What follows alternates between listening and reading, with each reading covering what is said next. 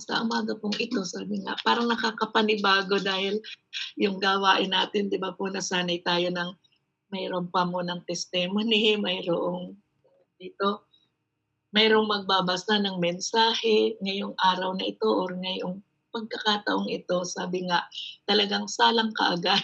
Amen. Praise the Lord sa buhay natin, 'no po. At ito ay isa din po talaga na malaking tulong sa atin ng mga naghahayag ng salita niya dahil talagang tinitrain tayo ng Panginoon upang hindi ko alam, basta ang alam ko lang ay mayroong ipinapagawa sa atin ang ating Panginoon. Ano po? So tayo po ay nasa Proverbs chapter 21 na at ito po ay verse 1 hanggang verse 31. So medyo mahaba nga rin po ano. Pero maiksi lang naman po yung aking insight dahil kukunin ko lang po dito is yung mga ah, yung buod noong mensahe. So sabi po dito, basahin lang po muna natin. Hawak ni Yahweh ang isip ng isang hari at naibabaling niya ito kung saan igawi. Ang akala ng tao lahat ng kilos niya ay wasto. Ngunit si Yahweh lang ang nakasasaliksik ng puso. Ang paggawa ng matuwid at kalugod-lugod ay higit na kasiyasiya kay Yahweh kaysa handog. Amen. Ang masama ay alipin ng kapalaluan, ang ganitong ugali ay kasalanan. Ang mabuting pagbabalak ay pinakikinabangan, ngunit ang padalos-dalos na paggaway walang kahihinatnan. Ang pagkakamal ng salapi dahil sa kadayaan ay maghahatid sa maagang kamatayan. Ang masamay ipinahahamak ng sariling karahasan, pagkat ayaw gawin ang talagang katuwiran. Amen. Ang landas, sabi nga dito, ang landas ng may sala ay paliko-liko, ngunit ang lakad ng matuwid ay laging wasto. Masarap pa ang tumira sa bubong ng bahay kaysa loob ng bahay na ang kasamay babaeng madaldal. Ang isip ng masamay lagi sa kalikuan, kahit na kanino'y walang pakundangan. Parusahan mo ang manlilibak at matututo ang mangmang. Pagsabihan mo ang matalino, lalong lalawak ang kaalaman. Alam ng Diyos ang nangyayari sa loob ng bahay ng masama, kaya siya'y gumagawa ng paraan upang siya'y mapariwara. Ang hindi pumapansin sa hibik ng mahirap, daraing din balang araw ngunit walang lilingap. Kung ang kapwa mo ay may hinanakit, regaluhan mo ng palihim, mawawala ang galit. Pag umiral ang katarungan, natutuwa ang matuwid. Ngunit nalulungkot ang masama at may likom pag-iisip. Ang lumilihis sa daan at kaalaman ay hahantong sa kamatayan. Ang taong maluho at mahilig sa alak ay di yayaman, sa hirap masasadlak. Ang masamang balak sa taong matuwid ay babalik sa liko ang isip. Mas mabuti ang mag-isang manirahan sa ilang kaysa makisama sa babaeng madaldal at palaaway. Ang bahay ng matatalino'y mapupuno ng kayamanan, ngunit lahat ay winawaldas ng taong mangmang. Ang tumatahak sa daan ng katuwiran at katapatan ay nakasusumpong ng buhay at karangalan.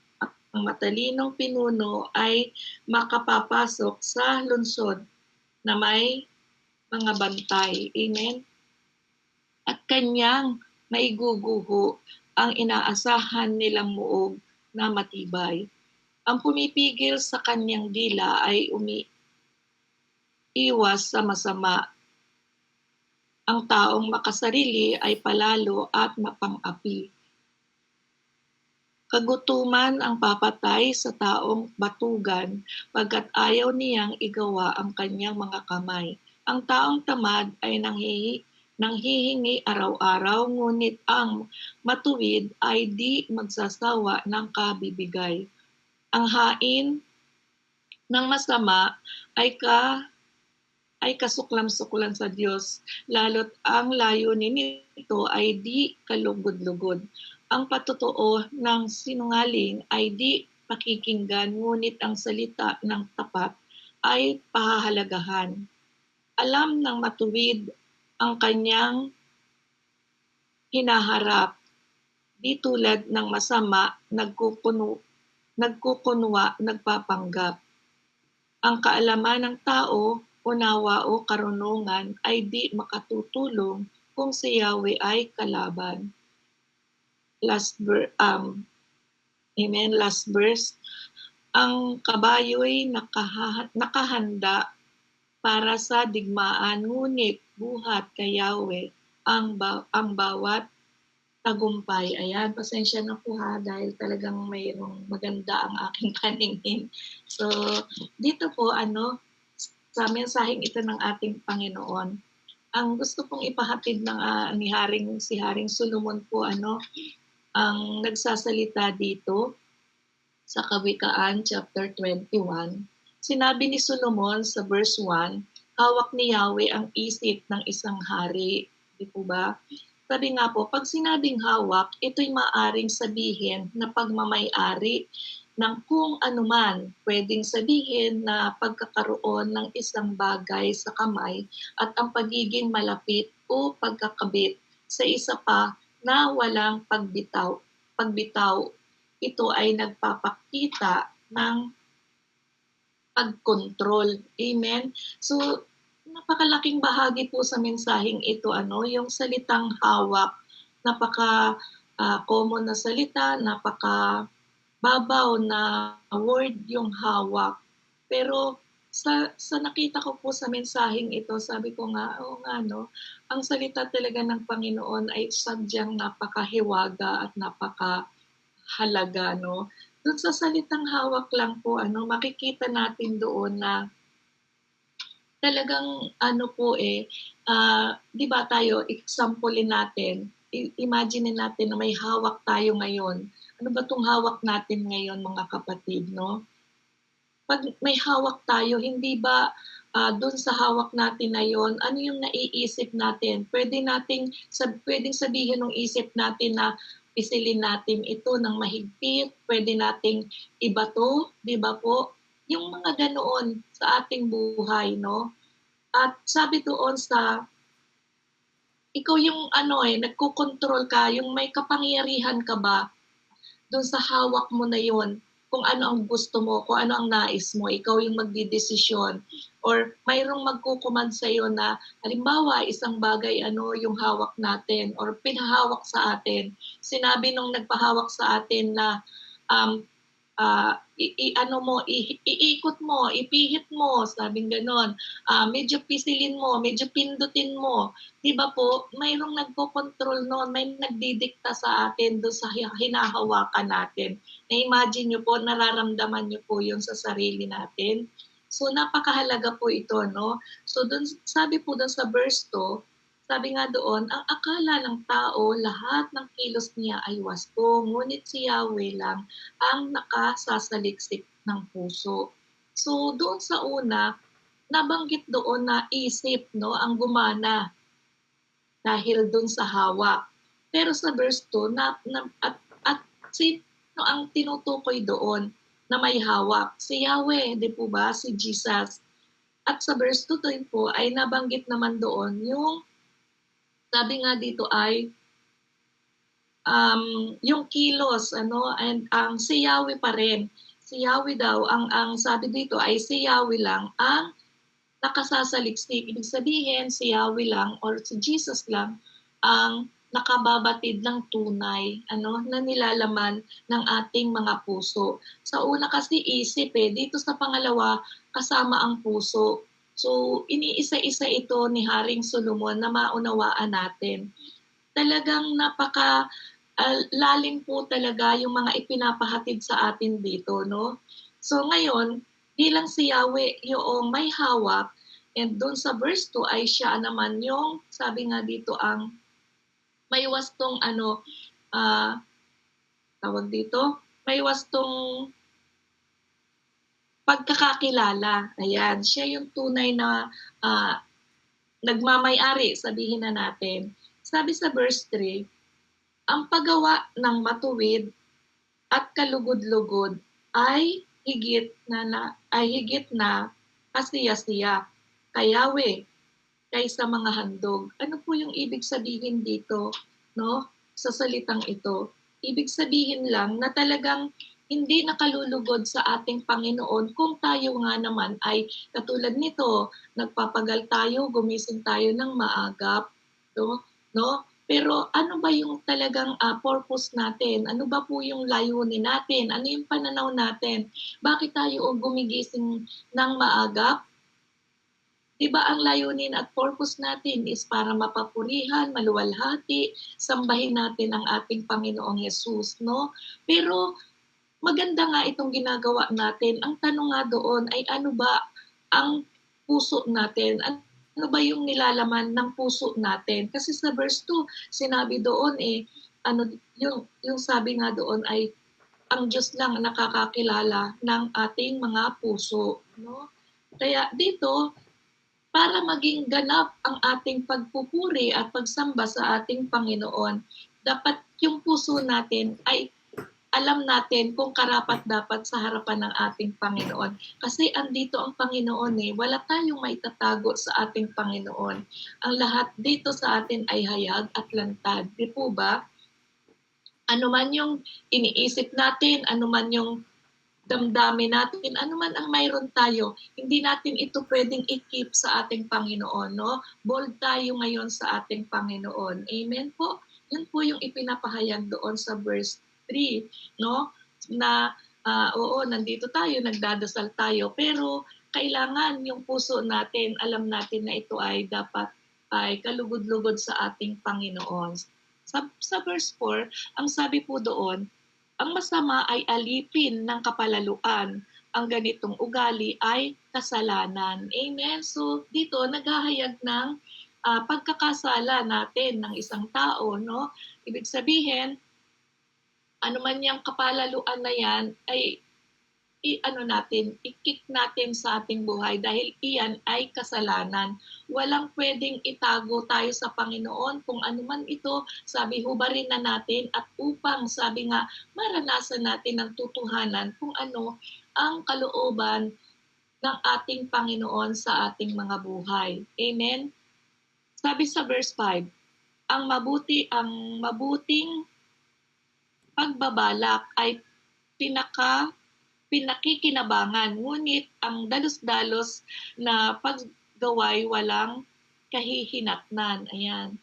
Yun, minsan o baka hindi lang minsan or madalas ay tayo ay sabi nga ay plano ng plano pero hindi naman natin ito isinasangguni sa ating Panginoon. Dahil sa umpisa pa lang ng ating pag-aaral, ay talagang makikita natin doon na si Jesus ang may control. Siya ang may hawak ng ating mga isip. No? Sabi nga, kung halimbawa, maghalimbawa po ako, no? Si Sister Annalyn ang siyang sabi nga dito ay ang siyang may utak nitong gawaing ito. Pero si Jesus pa rin ang may kapangyarihan kung ito'y ipapatupad niya ba o hindi. Kaya napakalinaw na anuman ang gustuhin natin sa ating buhay, plano man tayo ng plano, kung ito'y hindi naman talagang kalooban ng Panginoon, ay hindi rin po talaga ito magaganap. Although na minsan ay may mga pangyayari na planado na, di ba? Pero andyan na lahat, kumpleto na ang iyong kailangan, pero bakit ganun hindi pa rin natutuloy, hindi pa rin nangyayari, bakit nga? 'Di ba? Ibig sabihin, nandoon talaga yung hindi ito nais ng Panginoon, may nagkontrol sa atin, 'di po ba? So katulad niyan, Sister Bev, naranasan niya, no, na mayroong isang bagay siya na kumbaga tiwalang-tiwala siya. Pero at the end of the day, sabi niya gano'n, sa katahimikan na yun, mayroon palang bagay na hindi na pala tamang nangyayari, 'di ba? So yun, makikita natin talagang sabi nga, para tayong may CCTV si Jesus Christ, no, sa mga gawa natin, no. At sa pagkakataong iyon ay nai-correct agad tayo, 'di ba? So hindi talaga tayo pwedeng mag-isip ng negatibo pagka yung may nararanasan na tayo na hindi mabuti, no. Wag tayong padala doon sa udyok na parang bakit nangyari to ganyan, parang nasisiraan agad tayo ng loob. Hindi, mga kapatid, bagkus lalo nating sabihin na, "Salamat Panginoon kasi pinakita mo agad sa akin itong mga bagay na ito." 'Di ba?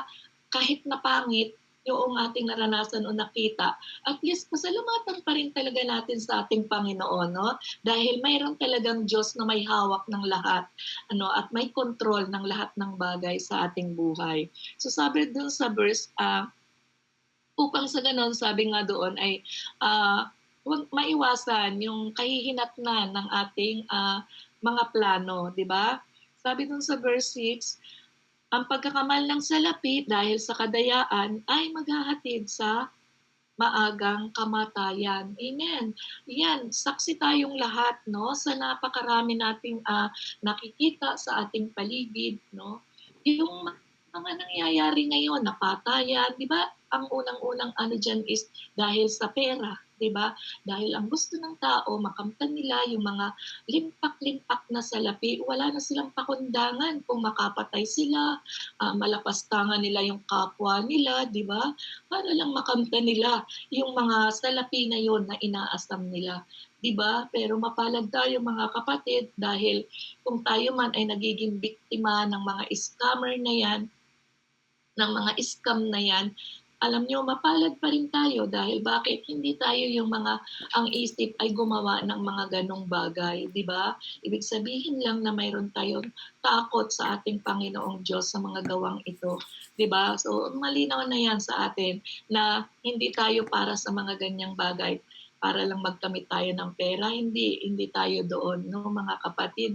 Ang sabi sa verse 7, ang masama'y ipapahamak ng sariling karahasan, pagkat ayaw gawin ang talagang katuwiran.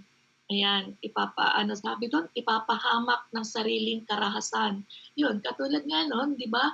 Yung karahasan ng mga pag-aasam ng mga salapi na yan, sabi nga yan ay maagang kamatayan at yan din ang nagdudulot sa kanila, yung mga gawang karahasan na ganyan, yan yung nagdudulot sa kanila ng maagang kamatayan. Di po ba? Hindi lang, kasi ang nakakatakot talaga dito mga kapatid is yun nga na mamatay ka sa ganitong karahasan, pero mas nakakatakot talaga yung namatay ka na ginawa mo yung masama, talagang dobling kamatayan yung mararanasan dahil alam na natin kung saan patutungo yung ating kaluluwa. Di po ba? Dahil talagang may judgment. No po? Kaya yun po yung ating katakutan. Sabi nga, huwag tayong matakot sa pumapatay ng tao pero pumapatay ng kaluluwa. Yun ang ating katakutan. Di ba po? So kaya, ayan mga kapatid, ang mga salitang ito ay talagang ipinapaangaral sa atin upang sabi nga huwag tayo ng matem sa mga gawa ng mga nasa mundong ito. Amen? Sabi sa verse 9, masarap pa ang tumira sa bubungan ng bahay kaysa loob ng bahay na ang kasama ay babaeng madaldal. Purihin ang Diyos ko. Di ba nung araw maraming ganyan. Ayan, sabi ko sa sarili ko, isa ba ako sa ganoon? Pero palagay ko naman hindi dahil hanggang ngayon naman magkasama kami mag-asawa sa isang bubong. Di ba? Di ba po? Ayan, kayo nang makakasagot niyan mga kapatid, no? Ayan, purihin ang Diyos dahil talagang minsan kailangan nating tumawa pero totoo naman, 'di ba? Ayan, masarap talagang tumira sa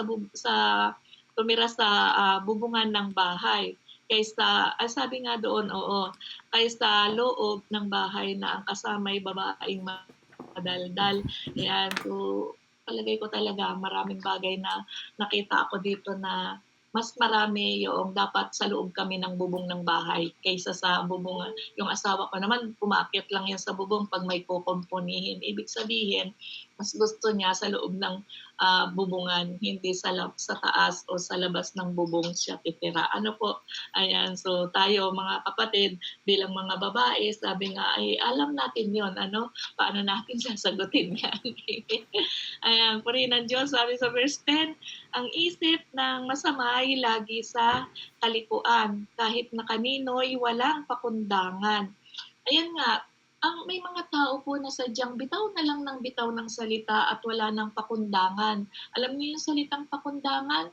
Sabi nga wardi-wardi na lang, basta ang alam niya magsalita siya ng magsalita. Hindi niya alam na nakakasakit na siya at hindi na rin naka-align yung sinasabi niya doon sa tamang sasabihin. No po, minsan naman tama nga yung sinasabi niya, wala naman sa tamang paglalagyan. Yung hindi tamang bitawan ay binibitawan. 'Di ba? Wala siyang talagang pakundangan. Yun yung pinaka saktong sabi doon ay wala talagang pakundangan. So paano kung hindi maunawain yung nakakarinig, 'di ba? So magdudulot din ito ng kaguluhan sa atin, 'di ba po? Kaya mapalad tayo mga kapatid na tayo ay marunong magsala ng ating mga sinasabi. So verse 12 sabi doon, parusahan mo ang manlilibak at matututo ang mangmang. Pagsabihan mo ang matalino, lalong lalawak ang kaalaman. Oo nga, no? Ako rin po sa aking sarili, no? Lalo na nung ako ay wala pa sa ating Panginoon, kapag ako'y pinagsasabihan o pinupuna, sobrang sumasama po yung loob ko. Parang tipong ang feeling ko sa sarili ko ba ay pahiyang-pahiya kahit wala namang nakakakita na iba, kundi yung pumupuna sa akin. May ugali po akong ganoon ng araw. Hindi ko pa kilala ang aking sarili nung mga panahon na yun. Pero nung nakakilala na ako sa ating Panginoon, hanggang kahit sabi ko nga itataas ko kasi bakit? Nagpapasalamat ako kasi dahil nga nai-correct ako. Alam mo, hindi ako nagpapatuloy doon sa mali at ako rin naman po ang nakikinabang kapag ako ay ikinokorek. Di po ba? Napakasarap sa pakiramdam na mayroong nagko-correct sa atin. Yun. Kaya minsan may mga tao na naiilang kang pagsabihan o i-correct kasi naranasan mo kung paano ka i-correct, di ba po? Nasasaktan ka, ano ba yung pakiramdam nung naiko-correct. So nangyayari talaga ang isang bagay sa atin dahil bakit?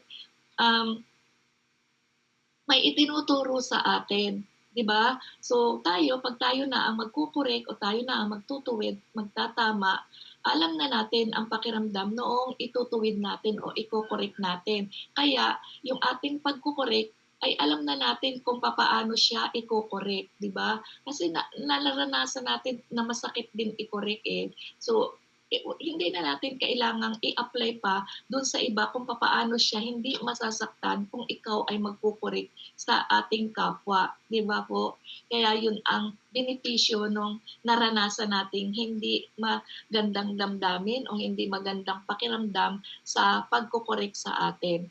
Sabi doon sa verse 11, parusahin, ito na nga pala yun, verse 12, sabi doon, alam ng Diyos ang nangyayari sa loob ng bahay ng masama kaya siya ay gumagawa ng paraan upang sila'y mapariwara. Wow, galing no? Akala natin gawa yan. Ito isa sa mga maganda ring halimbawa, yung mga katulad niyo mga kapatid na nangangamuhan, 'di ba? Alam natin kung ano yung ating mga obligasyon bilang isang mga nangangamuhan o bilang isang may-amo, kahit na wala ang ating mga amo, 'di ba? Ang gawa natin yung ating alam natin na ito ay dapat nating gawin, ito yung mga ipinapagawa ng amo natin, kahit hindi nila tayo nakikita, 'di ba ginagawa natin. Pero kapagka wala tayo sa ating Panginoon, alam mo, mas marami do'n yung hindi natin ginagawa na gusto ng amo natin or ibinibilin sa atin ng amo natin. Kasi yun sana yung time na parang makakadama ka naman ng parang hayahay sa ating sarili, sa ating pakiramdam.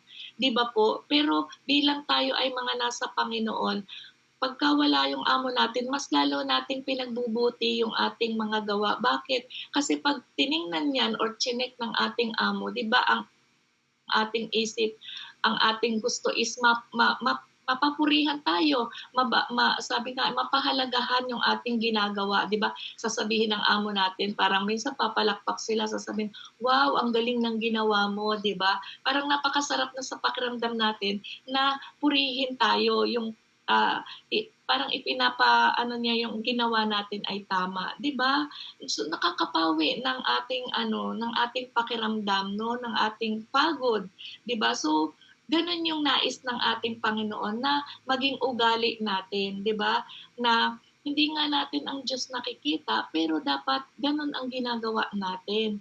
Dahil, um, mas matindi na ang nakakakita sa atin ang Panginoon, wala ngang maitatago sa atin sa Panginoon, eh, 'di ba? Yun lagi po dapat laging ganoon dapat yung nasa mindset natin 'no, na, "Ay hindi naman ako nakikita ng amo ko." Pero may mas higit na nakakakita sa atin pala ang Panginoon, 'di ba po, sa ginagawa natin. At dahil ang Diyos din naman po ang kikilos sa buhay ng ating amo 'no, na kaya doon napagpapala tayo, 'di ba? Ang Diyos ang nagbibigay ng isip at nag-uutos sa ating, mga amo kung papaano tayo ay mapagpapala. So, napakaganda din po ba kung yung makatotohanan at makatwiran yung ating ginagawa, 'di ba? Sabi sa verse 13, ang hindi pumapansin sa hibik ng mahirap, darating din ang araw, ngunit walang lilingap. Ano niyo yung salitang lilingap? Yung kukup-kup, hindi ka iintindihin. Halimbawa, mayroon kang ikaw ay saganang-sagana ngayon at sabi nga mayroong mga tao sa paligid mo na talaga namang nangangailangan ng paglingap or ng tulong, sabihin na natin, no? Pero wala kang pakialam, no? Basta ang alam mo, pinagpala ka, ikaw ay nagpakahirap, kaya ka mayroon ng mga ganyang bagay, kaya marangya ang buhay mo, o kaya ay kumpleto ka sa lahat ng bagay, sabi nga. Ngunit kapag ka mayroong mga tao na halos lumalapit na nga sa'yo ay hindi mo rin pinapakinggan, hindi mo iniintindi, di ba? Huwag kang mag-alala kasi darating din sa'yo yung araw na yon. Kasi nga mayroong tunay na nakakakita at mayroong, sabi nga, mayroong hawak ng isip mo, 'di ba? At 'yun ay ang Panginoong Diyos. At 'yun ay ipaparanas din sa atin balang araw. Kaya nga sabi, kung ano yung itinanim natin, 'yun din talaga ang aanihin natin.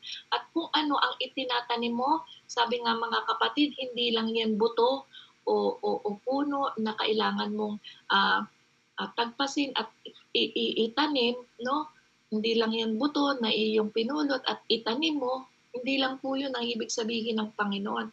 Ibig sabihin, kung ang itinanim natin, halimbawa, Sister Beb, nag-give, anong tawag doon, nag-love gift, ibig sabihin pera, nagbigay ng pera, o ibig sabihin pera, dadami yung pera ni Sister Beb kung maganda yung purpose niya sa kanyang pagbibigay, 'di ba po? Yun yung ating paniwalaan. Kung paano mo itinanim at kung paano ka nagtanim, sabi nga ganoon, siyempre yun ang aasahan mo na siyang tutubo, yun yung dadami. Amen, yun ang aanihin mo. Amen, kung ang itinanim mo naman ay kabutihang loob, so ang daming tao na talagang magigiling sa iyo, magmamahal sa iyo kasi ang ganda ng kalooban mo, ang ganda ng iyong ginagawa sa kapwa mo, sa kapatid mo, 'di ba po? 'Yun yung ibig sabihin na ang hindi pumapansin sa hibik ng mahirap, darating din balang araw ngunit walang lilingap. So mararanasan mo din 'yan kung paano ka hindi intindihin, kung paano ka hindi pansinin, kung paano ka isnabin. 'Yan mga kapatid, kaya tayo ay talagang sabi nga maging, tama lagi yung ating mga ginagawa, yung ating mga ikinikilos, 'di po ba? Kung ang kapwa mo ay may hinanakit, regaluhan mo ng palihim, mawawala ang galit. Alam niyo, ginawa ko na po itong mga bagay na ito. Apektibo po mga kapatid, kasi talagang sadyang may kahinaan ang tao pagdating sa mga nakikitang bagay. 'Di ba? Yung mga mga kakilala mo dati na alam mo na may sama ng loob, ganyan. At alam mo na yun ay may sama ng loob sa'yo, alam mo ba na pwede mo silang invitein, may pagkakataon, ano ba yung 'di ba nananalangin tayo, ayaw natin ng may kagalit, ayaw natin ng may sumasama ang loob sa atin. Gawa tayo ng mga bagay na maaari nating, gawin para sa kanila at yun nga, ako ay talagang naranasan ko ito magregalo ng mga bagay na kung saan alam ko na ikaka-ano ng loob niya 'no. At, alam niyo maganda, epektibo 'yun ginawa ko. 'Wag niyong reregaluhan ng hindi siya masisiyahan, baga gano'n. Kasi ibabalik sa inyo 'yan, useless lang din yung ginagawa niyo 'no. Iyan, may mga kaparaanan puwede niyong ipahatid kung kanino man na kakilala niyo 'no, may mauutusan ba tayo na, "Pakidala mo nga ito kay ganito." 'Yan, maa-amaze ngayon itong taong ito na, "Oh, sinong nagpadala nito?" Ganyan. Eh, ay alam niya na meron siyang sama ng loob sa'yo, 'di ba? Alam ko parang mararamdaman niya, 'wag kayong magreregalo 'no, parang mababastos siya o maiinsulto 'no. May mga gano'n, na 'di lalo pang nagalit sa'yo, 'di ba? Dito yang ipinapakita dito kasi, yung para mawala yung galit, 'di ba po? Sabi nga doon kung kung ang kapwa mo ay may hinanakit o hinanakit pa nga ang sabi dito, regaluhan mo ng palihim, 'yun. So, pwede tayong gumamit ng isang tao para makarating doon sa taong 'yun na may hinanakit sa atin na gusto nating kasundo sa kanya o gusto nating makipagbati. Amen? Sabi sa verse 15, "'Pag umiiral ang katarungan, natutuwa ang matuwid, ngunit nalulungkot ang masama at may likong pag-iisip." Ayan. Ang sabi doon, verse 16, ayan.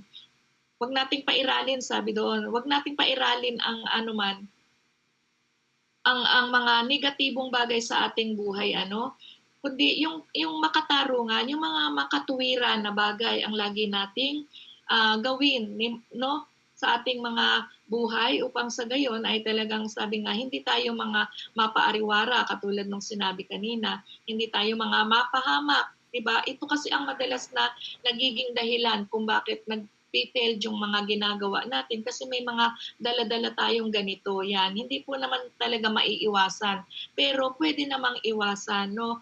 Ito ay dahil sa ating maayos at sabi nga masusi na paggawa 'no sa mga iniisip natin at mga gawa natin. Ang lumilihis sa daan ng ang kaalaman ay hahantong sa kamatayan. Ayan, katulad niyan, tayo nagsasaliksik tayo ng salita ng Diyos. Sabi nga, ang kahahantungan natin dito is sabi nga dito ay buhay, hindi kamatayan. Kasi ang hinahanap natin ay ang katuwiran ng ating Panginoon. Di po ba malinaw naman na talagang kaya natin 'tong ginagawa, mga bagay na ito ay gusto natin hanggang mamatay itong ating buhay na ito dito physically. Sabi nga, ang kahahantungan natin ay buhay na walang hanggan, di po ba? Ang taong maluho at mahilig sa alak ay di yayaman. Sabi doon, sa hirap masasadlak. Ay tunay nga kung ikaw ay ito naman na yung sinasabi nga po dito ay yung luho, hindi naman talaga dapat tayo maging maluho, wala namang sa Biblia wala naman dito tayong mababasa na tinuturuan tayong maging maluho. Dahil bakit? Yun lamang mai-imagine natin yung si Jesus ay ipinanganak 'di ba sa sabsaban. 'Di ba talagang ang gusto ng Panginoon simpleng buhay lang tayo, payak na buhay. 'Di ba hindi luho, pero ano na nga ang nangyari sa ating mga tao, puro luho na. Nawala na po yung mga sabi nga ay simpleng buhay na ating pinapangarap. Ngayon bilang ako ay tumatanda na rin talaga, mas gusto ko alam niyo po na ayan, ipinaranas sa amin na makatira sa ganitong bahay, konkreto, pero ako po ay lumaki sa bahay na barong-barong lang, yung puro kawayan, kahoy, ganyan. Eh, nakita ko po na mas sabi ko nga, parang mas gusto kong bumalik dun sa bahay na parang barong-barong lang. Dahil bakit? Sa panahon ngayon sa panahon ngayon kaya ko po inaasam na magkaroon ng bahay na kubo lang. Kasi ngayon bibilhin mo ang panglinis ng CR, ang mahal, 'di ba? Ang pagod, babayad ka ng kuryente, ng tubig, matinding tubig, tapos ay yung mga panglinis mo pa. Hindi mo naman talaga kung puwersado kang maglinis, gagamit ka talaga ng mga panglinis na yan, eh, 'di ba? Ngayon may mga matitinding chemical na ginagamit para gumanda yung tiles mo. O 'di gagastos ka, 'di ba po? Kaya do'n ko nare-realize ngayon na sobra ng masyado ng maluho ang tao, sabi ko nga sa sarili ko. Kaya ako ngayon nag-aasam na magkakubo lang ako, tapos ang gusto kong mangyari is yung mayroon akong tanim doon sa paligid ko, sabihin na natin na ang bakod natin ay puro malunggay, may mga sili, yung mga gano'n. Tapos may ibang parte doon na may mga bulaklak, ang sarap sa paningin, 'di ba? Ngayon, sabi nga 'pag ubos ang pera mo sa wallet, worried ka na kasi 'pag lumabas ka ng pintuan at, mayroon kang gustong bilhin at wala naman laman ang wallet mo, malungkot ka, 'di ba? Samantalang kung ikaw ay nasa isang lugar na payak yung buhay mo, hindi mo iisipin, kung may laman ba o wala yung wallet mo. Kasi bakit paglabas mo mayroon ka ng kahit papaano yung sa paningin mo lang busog na busog ka na dahil maganda yung tanawin. Hindi yung ngayon, konkreto nga yung lahat ng nakikita mo, ang tataas ng building, ang gaganda, 'di ba po? Pero wala naman laman yung bulsa mo, paano mo mai-enjoy? Kaya ang laki ng difference, 'di po ba?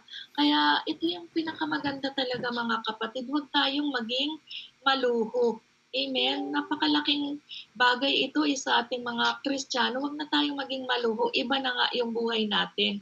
Tayo ay kumbaga ay nilikha ng Diyos sa buhay na ah, ang tawag dito, walang pag-aalala, walang anumang pag-aalinlangan. Ano, magandang buhay talaga yung ipinakita ng ating Panginoon sa atin dahil kinumpleto niya yung ating pangangailangan nang dahil lang talaga sa ating kaluhuhan, kaya tayo ngayon ay nasadlak sa paghihirap, 'di ba? Minsan nga mayroon na tayo ng lahat halos ng bagay na gusto natin, mag-aano pa tayo, mag-aasam at mag-aasam pa rin tayo ng kung ano pa man, lalo na yung may mga bago pang nakikita tayo ngayong panahon, 'di po ba? So, wag natin mga kapatid ugaliin iyon. Amen? Ang masamang balak sa taong matuwid ay babalik sa liku ang isip.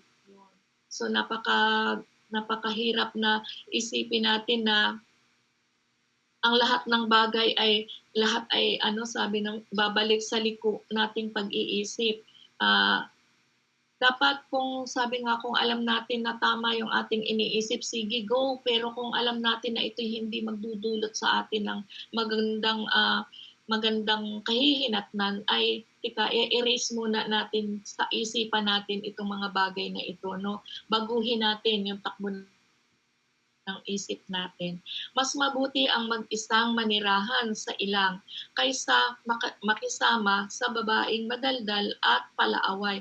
Ayun nga, katulad ng sinabi ko kanina na uh, sabi, masarap mangarap mamuhay ng payak lang, no? Kaysa doon sa mamumuhay tayo doon sa parang gusto nating maging sosyal yung buhay natin, pero hindi naman makapagdudulot sa atin ng maganda at ito'y masasadlak tayo sa paghihirap dahil doon sa inaasam natin na maging sosyal din tayo ang buhay, ay wag na mga kapatid. Mas gustuhin natin na maging payak na lang yung buhay natin, simpleng buhay lang, no? Huwag na nating asamin pa dahil ang Diyos naman talaga ang magbibigay sa atin ng kung ano yung pangangailangan natin, no? ano tayo, magkaroon na tayo ng pagtanggap sa kung ano o masiyahan na tayo kung ano yung nasa atin. Ano? Ayan, sabi nga po dito, dahil kapag tayo asam ng asam, sa totoo lang, marami tayong makakaaway, di ba? Yung minsan, hindi naman natin sinasadya. Yung halimbawa, sa kapitbahay natin, nakita natin na mayroon una siyang nagkaroon ng ganon.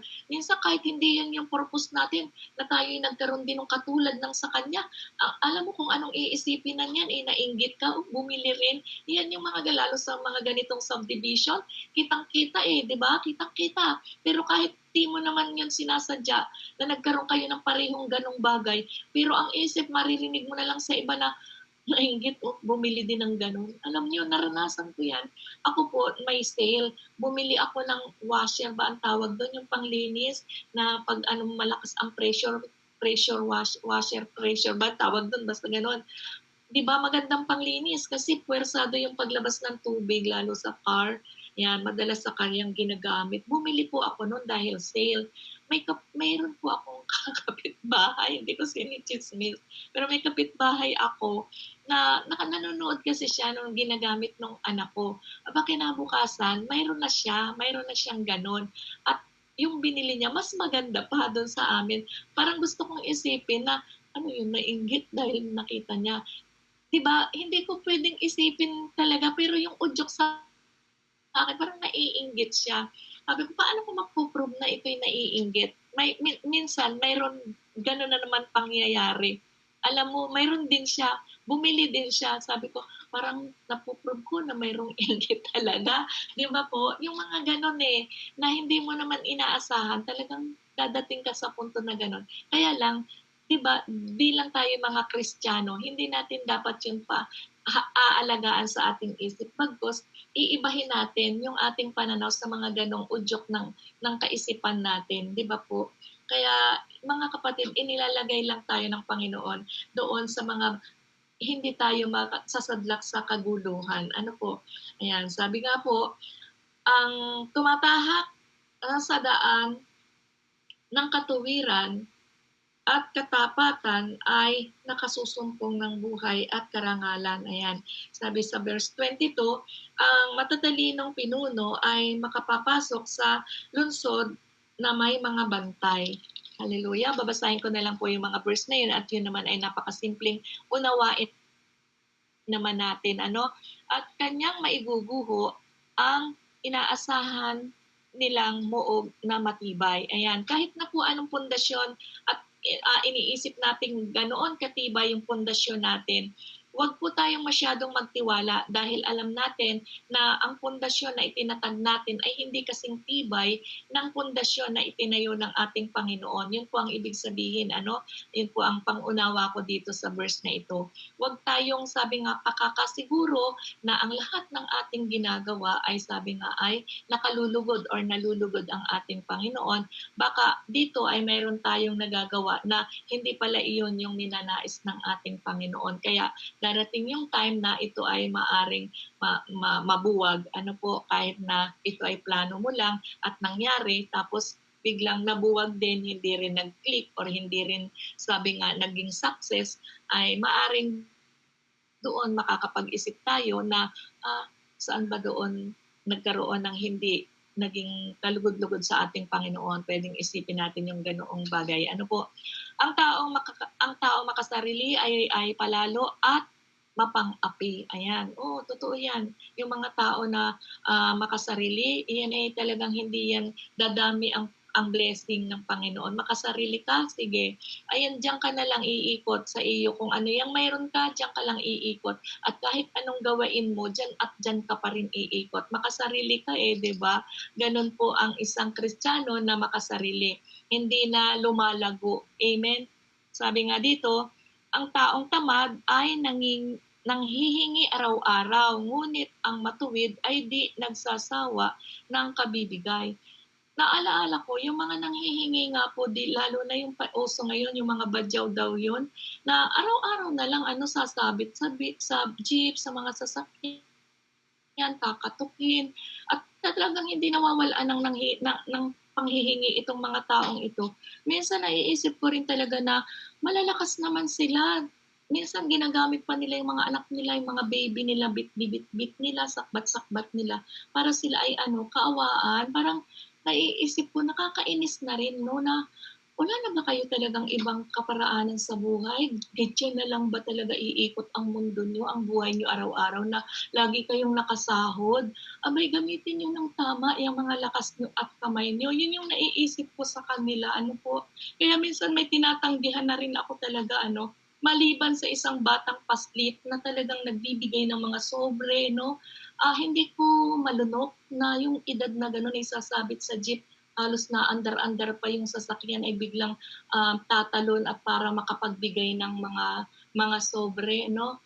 Yoon talagang nagbibigay ako kasi sabi ko nga, ano bang lakas ng batang ito para magbatak ng buto, 'di ba? So, minsan naman hindi pera yung binibigay ko oy pagkain naman kung mayroon akong dalang pagkain, gano'n. Minsan alam niyo ako mahilig pasalubong sa mga apo ko, kung ano yung bitbit ko para sa mga apo ko, minsan binabawasan ko, minsan ibinibigay ko na pong lahat pagka ang nakikita ko'y bata na gano'n yung ginagawang panghihingi ano, binibigay ko na lahat, 'di baling wala na akong pasalubong sa aking mga apo dahil ang katuwiran ko naman sa puntong iyon ay sabagay ang mga apo ko naman palaging nakakakain ng mga ganito, ay itong batang ito baka ngayon lang niya matitikman itong dala ko. Yun po yung naaano ko doon, naiisip ko 'no. Kaya masakit sa loob ko na kung yung apo ko ang ganoon, 'di ba, hindi kaya ng damdamin ko.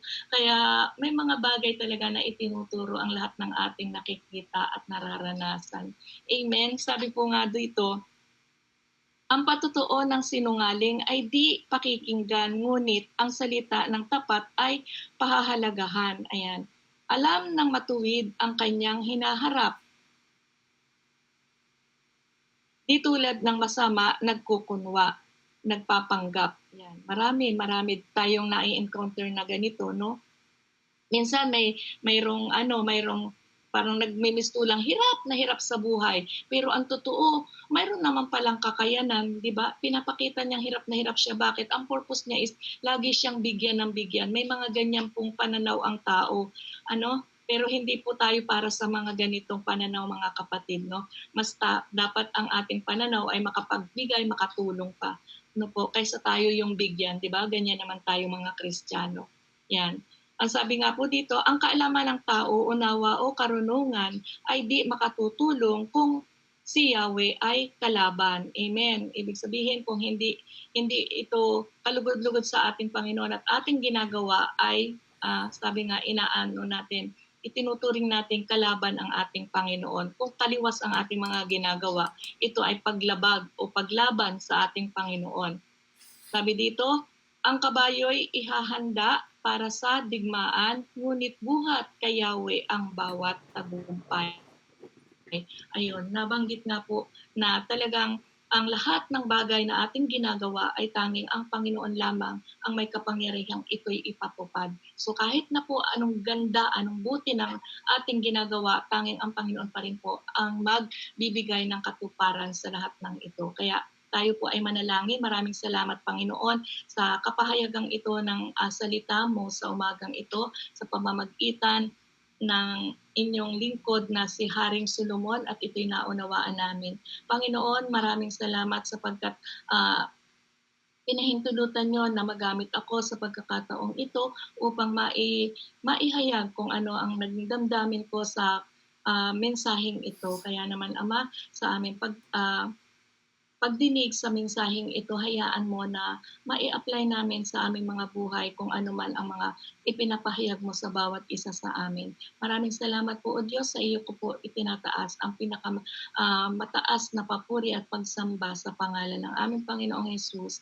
Amen and Amen.